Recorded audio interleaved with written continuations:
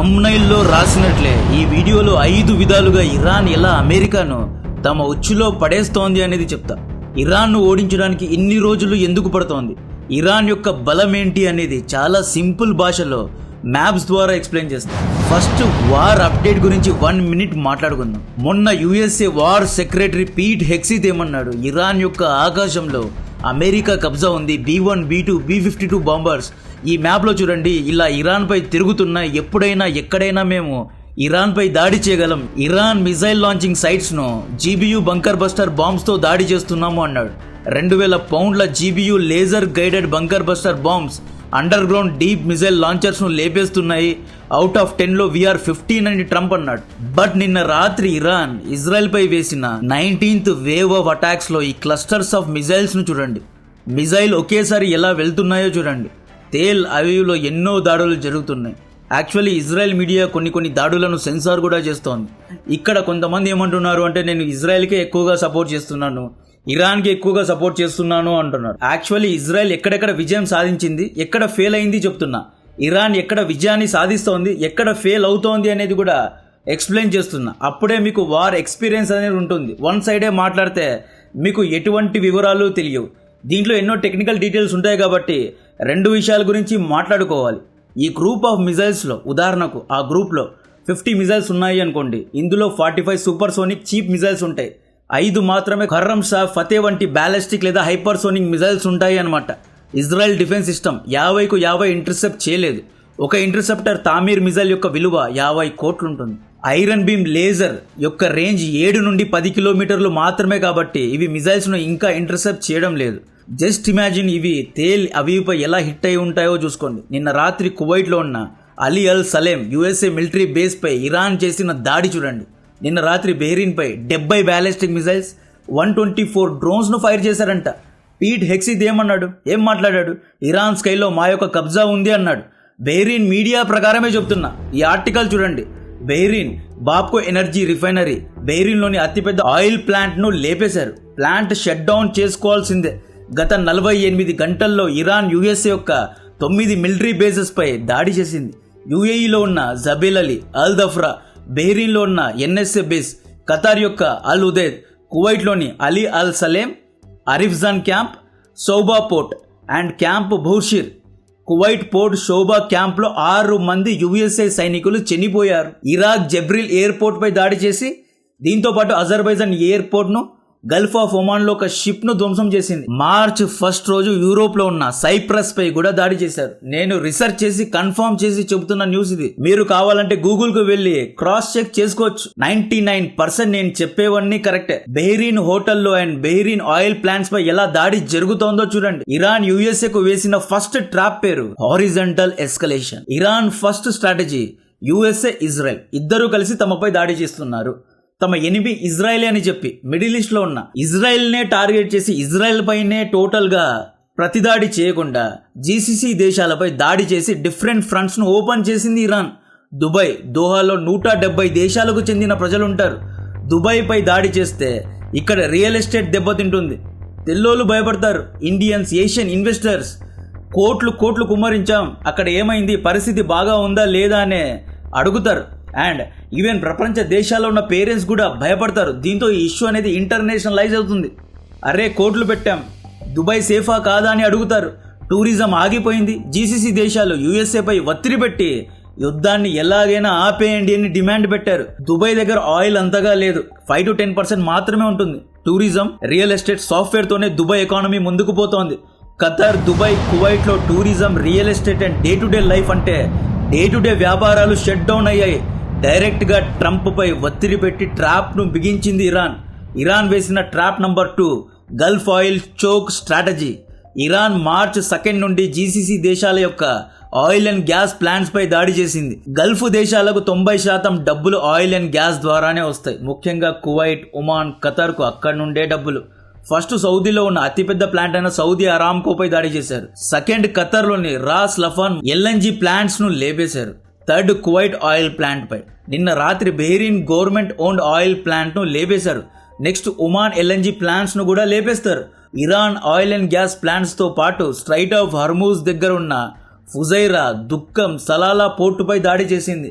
ఈ మ్యాప్ చూడండి, Iran Hormuz north side మొత్తం చోక్ చేసింది. UAE, Saudi, Iraq, బెహ్రీన్, Qatar, Kuwait ఈ 6 దేశాలు హర్మూజ్ నుండే బయటికి రావాలి, లోపలికి వెళ్ళాలి. హర్మూజ్ అనేది సున్నీ షేకుల పీక లాంటిది. ఇరాన్ వీళ్ళ పీక పట్టుకుంది, చోక్ చేసింది. సౌదీ రోజుకు 55 లక్షల బ్యారెల్స్ ఆఫ్ ఆయిల్ హర్మూజ్ దారి గుండానే పంపాలి. 55 లక్షలు ఇంటూ $85 మీరే క్యాల్కులేట్ చేసుకోండి ఎంత లాసో. ఖతార్ రోజుకు 40% ఎల్ఎన్జీను ఈ దారి గుండానే పంపుతుంది. సౌదీ ఈ రెడ్ సీ దారి గుండా పంపగలదు. కానీ ఇరాన్ ఆయిల్ అండ్ గ్యాస్ ప్లాంట్స్ను కూడా లేపేస్తోంది కాబట్టి ఆయిల్ అండ్ గ్యాస్ను ఉత్పత్తి చేయడానికి లేదు. సెకండ్ ఫేజ్లో హోతీ రంగంలో దిగి రెడ్ సీను కూడా చోక్ చేస్తారంట. అలీ ఖమేని గారి చావుకు నష్టపరిహారాన్ని అందరూ చెల్లించుకుంటున్నారు. హర్మూజ్లో ప్రపంచవ్యాప్తంగా 200 షిప్స్, 10,000 మంది క్రూ ఇరుక్కున్నారు. ఇండియా ఒక 32 షిప్స్ అక్కడ ఇరుక్కున్నాయి. ఇండియా రంగంలో దిగింది. జయశంకర్ గారు నిన్న 2 సార్లు అబ్బాస్ అరచ్చికు కాల్ చేశాడు. ప్రపంచ దేశాలు యుఎస్ఏపై ఒత్తిడి పెడుతున్నాయి, యుద్ధాన్ని ఆపేయండి. 1000 మంది 2000 మంది సేలర్స్ ఇరుక్కున్నారు, 200 షిప్స్ ఇరుక్కున్నాయి. యూరోప్, ఆస్ట్రేలియా, ఇండియా ఇలా అందరూ యుఎస్ఏపై ఒత్తిడి పెడుతున్నారు. సౌదీ డిఫెన్స్ మినిస్టర్ ఖతార్ కూడా ఇరాన్పై దాడిని ఖండించారు, యుద్ధాన్ని ఆపేయమని కోరారు. యుఏఈ ప్రెసిడెంట్ అల్ జయాన్ రంగంలో దిగాడు. యుఏఈలోని 7 కింగ్డమ్స్ కు ప్రెసిడెంట్ ఈయన ఏమంటాడు అంటే యుద్ధాన్ని ఆపేయండి, మా యొక్క పేషెన్స్ ను టెస్ట్ చేయొద్దు అంటున్నాడు. ఈ మొత్తం కేయాస్ లో ఇజ్రాయెల్ తన ఇంట్రెస్ట్ ను కాపాడుకుంది. ఇజ్రాయెల్ ఆర్మీ లెబనాన్ లో విజయాలను సాధిస్తోంది. బట్ యుఎస్ఏ ఆర్మీ కంప్లీట్లీ మిస్అప్ అయిపోయింది. మ్యాథమెటిక్స్ చెప్పాలి అంటే ఇరాన్ హర్మూజ్ను క్లోజ్ చేయడం వల్ల 210 లక్షల బ్యారెల్స్ ఆఫ్ ఆయిల్ యొక్క సరఫరా ఆగిపోయింది. రోజుకు 16,000 కోట్ల నష్టం. ఖతార్కు రోజుకు 4,000 కోట్ల నష్టం. 4,000 కోట్లతో 4 ఫైటర్ జెట్స్ కొనుక్కోవచ్చు. ఇంకొక 10 రోజులు హర్మూజ్ను బ్లాక్ చేస్తే ఖతార్కు వచ్చే నష్టం $20 బిలియన్. ఈ డబ్బుతో ఒక బుర్జ్ ఖలీఫా బిల్డింగ్నే కట్టుకోవచ్చు. సున్నీ దేశాల ఒత్తిడి ట్రంప్ పై పడింది కాబట్టి యుఎస్ఏ ఇరాన్తో చర్చలకు కూర్చుంటుంది. ఇరాన్ యుఎస్ఏపై వేసిన థర్డ్ ట్రాప్ పేరు, and this is most important trap, enemy ammunition saturation. Iran దగ్గర 20 లక్షల విలువ గల షాహెడ్ డ్రోన్స్ ఉన్నాయి. నా రీసెర్చ్ ప్రకారం 8,000 వరకు ఉంటాయి. But as per Iran media వీరి దగ్గర 80,000 డ్రోన్స్ ఉన్నాయంట. అలీ ఖమేని గత 8 ఏళ్ల నుండి షాహెడ్ డ్రోన్స్ ను అండర్ గ్రౌండ్ లో స్టోర్ చేశారంట. 8,000 మిజైల్స్ ఉన్నాయి, 80,000 డ్రోన్స్ ఉన్నాయి యాజ్ పర్ ఇరాన్ మీడియా. ఒకవేళ ఇది నిజమైతే Iran is clearly buying out time. రోజుకు 100 మిజైల్స్, 300 డ్రోన్స్ ఫైర్ చేస్తున్నారు. ఇప్పటికే 19 వేవ్ ఆఫ్ అటాక్ చేశారు.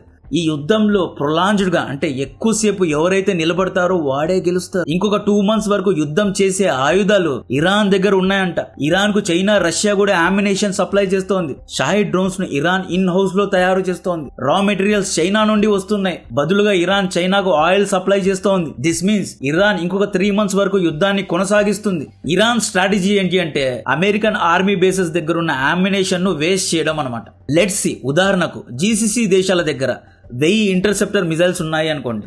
ఇరాన్ ఏం చేస్తోంది, చీప్ సూపర్సోనిక్ మిజైల్స్ అంటే ఈచ్ మిజైల్ 3 lakhs ఉంటుంది. చీప్ షాహెడ్ డ్రోన్స్ ను అంటే ఈచ్ డ్రోన్ 20 lakhs ఉంటుంది. వీటిని ఫైర్ చేస్తోంది. ఇరాన్ 500 డ్రోన్స్, 500 బ్యాలిస్టిక్ మిజైల్స్ ను ఫైర్ చేస్తే జీసీసీ దేశాలు 80% ఇంటర్సెప్షన్ చేసింది అనుకుందాం. అంటే 800 మిజైల్స్ ను వేస్ట్ చేసింది అనుకుందాం. మిగతా 200 మిజైల్స్ ఎమర్జెన్సీ కోసం పెట్టుకొని ఉంటుంది. షేకుల ఇళ్లపై దాడి చేస్తే ఇంటర్సెప్ట్ చేయడానికి పెట్టుకొని ఉంటారు. సో జీసీసీ దేశాల దగ్గర ఉన్న అమ్యునేషన్ మొత్తం సాచురేట్ అయిపోయింది, అంటే అయిపోయింది. అండ్ వీళ్ళ ఆయిల్ వ్యాపారాలు ఆగిపోయి కాబట్టి ఎకనామిక్ క్రైసిస్ కూడా ఉంది. ఒక్క 20 లక్షల షాహెడ్ డ్రోన్స్ ను లేపేయడానికి 40 కోట్ల ఇంటర్సెప్టర్ ను వాడుతున్నారు. జస్ట్ ఇంటర్సెప్షన్ కోసం 40,000 కోట్లు ఖర్చు పెడుతున్నారు. 40,000 కోట్లతో 118 రఫేల్ జెట్స్ ను కొనుక్కోవచ్చు. ఈ స్టాక్ పైల్ సాచురేట్ అయితే సున్నీ దేశాలు శరణు కోరుకోవాలి. ఇరాన్ చెప్పిన డిమాండ్స్ కు ఒప్పుకోవాలి. గత 15 ఏళ్ల నుండి మిడిల్ ఈస్ట్ లో యుఎస్ఏ ఆర్మీ ఏం చేస్తోందో తెలియదు గానీ ఈసారి కంప్లీట్లీ ఎక్స్పోజ్ అయ్యారు. చిన్న ఉదాహరణకు చెప్తున్నా, దోహాలోని అల్ ఉదైద్ ఎయిర్ బేస్ ను జస్ట్ అప్గ్రేడ్ చేయడానికి లాస్ట్ ఇయర్ అమెరికా ఖతార్ ఎమీర్ దగ్గర $10 బిలియన్ ఖర్చు పెట్టించింది. 88,000 కోట్లు. ఇప్పుడు ఖతార్ ఎమీర్ అల్ థానీ గారు రంగంలో దిగారు. ట్రంప్ ను కూర్చోబెడతారు. $10 బిలియన్ తో ఏం పీకావు, ఏం అప్గ్రేడ్ చేసావు అని అడుగుతారు. ఇంత పెద్ద బందోబస్తు పెట్టుకొని ఇరాన్ డ్రోన్స్ ను ఆపలేకపోతున్నారు. మీకు అసలు సిగ్గు శరం ఉందా అని అడుగుతాడు, తిడతాడు. అల్థానీ ఈజ్ వెరీ స్మార్ట్, డెఫినెట్ గా అడుగుతాడు. అందుకే ట్రంప్ ఒత్తిడిలో ఉన్నాడు. ఇక్కడ కొంతమంది అరబ్ రాజకీయాలు తెలియకుండా కమెంట్స్ పెడుతున్నారు. GCC countries are client to USA Sunni షేకులకు డిక్టేట్ చేయడానికి లేదు. USA is actually appointed by GCC countries. USA బాధ్యత జీసీసీ దేశాలను రక్షించడం. జీసీసీ దేశాల యొక్క ఆర్మీ అనేది యుఎస్ఏ ఆర్మీనే. యుఎస్ఏ జీసీసీ దేశాలను రక్షించకపోతే ఆయిల్ ట్రేడ్ కూడా డాలర్స్ తో ఎవరు చేయరు. ఈవెన్ అమెరికన్ స్టాక్ ప్రైజెస్ కూడా స్టేక్ లో ఉంటాయి. డొనాల్డ్ ట్రంప్ అందరినీ స్టేక్ లో పెట్టాడు. ఈ యుద్ధంలో ఇజ్రాయెల్ ఒక్కటే తన ఇంట్రెస్ట్ ను కాపాడుకుంది. డొనాల్డ్ ట్రంప్ యొక్క చేతగానితనం వల్ల జీసీసీ దేశాలు కంప్లీట్లీ ఎక్స్పోజ్ అయ్యాయి. ఈ యుద్ధం అంతమైన తర్వాత రైట్ మై వర్డ్స్, జీసీసీ దేశాలు తమ దేశ సెక్యూరిటీ కోసం రష్యా లేదా చైనాతో సంధి చేసుకుంటాయి. USA trapped in saturation game.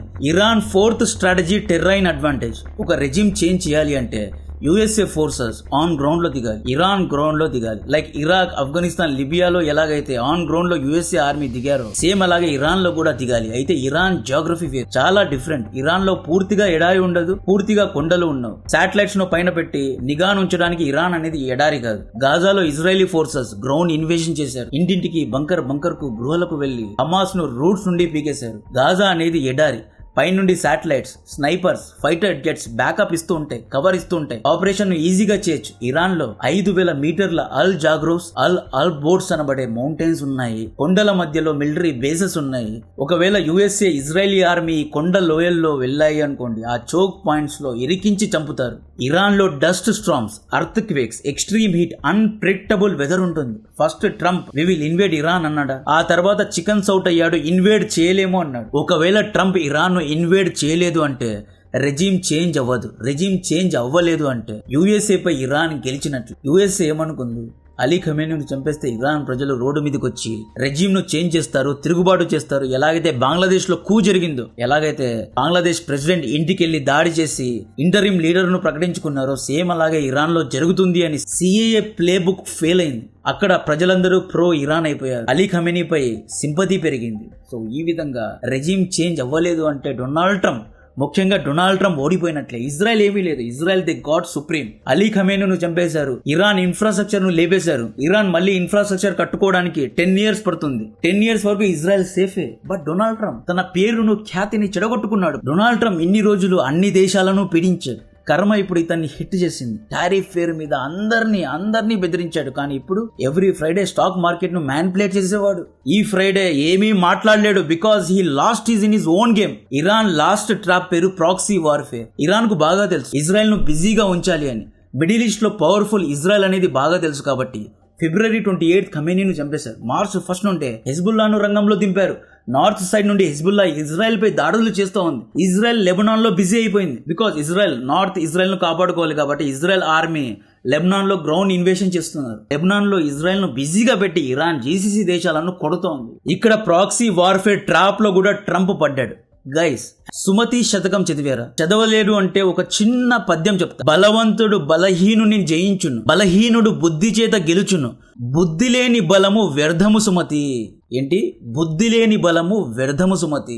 Trump దగ్గర బలం ఉంది బట్ బుద్ధి లేదు, పొగరుంది బట్ స్ట్రాటజీస్ లేవు. వార్ అనేది WWF మ్యాచ్ కాదు. Obviously America super unnatural weapons తో ఇరాన్ ను తగలబెట్టవచ్చు. ఇరాన్ పై స్మార్ట్ న్యూక్స్ ను వేయవచ్చు. మేబీ తమ దగ్గర ఉన్న $trillions లో $1 trillion ఖర్చు పెట్టి ఇరాన్ ను ఓడించవచ్చుగా. బట్ ఈసీసీ దేశాలను కాపాడుకోలేకపోయారు. ప్రతిరోజు Dubai, Qatar, Doha, Kuwait, Bahrain, you name it, everywhere దాడులు జరుగుతున్నాయి. 15 ఏళ్ల నుండి తాను కాపాడుకున్న పేరును పోగొట్టుకున్నారు. ఈ యుద్ధం తర్వాత జీసీసీ దేశాలు చైనా, రష్యా, ఈవెన్ ఇరాన్ తో సంధి చేసుకోవచ్చు. ఇండియా ద్వారా కూడా వెపన్స్ ను బై అవుట్ చేసుకోవచ్చు. కర్మ hits very hard. Donald Trump 48 సార్లు India last Rafale jet, India last the war, so many jets. A army ఇన్ని జెట్స్ ను కోల్పోతుంది? అరే ఇలా పాకిస్తాన్ తో ఓడిపోయిందా అన్నట్లు. అండ్ ఈవెన్ ఆపరేషన్ సింధూర్ లో పాకిస్తాన్ కు $1 billion బెయిల్అవుట్ చేయించారు. పాకిస్తాన్ ఆసిమ్ మునీర్ ను 3 సార్లు డిన్నర్ కు పిలిచారు.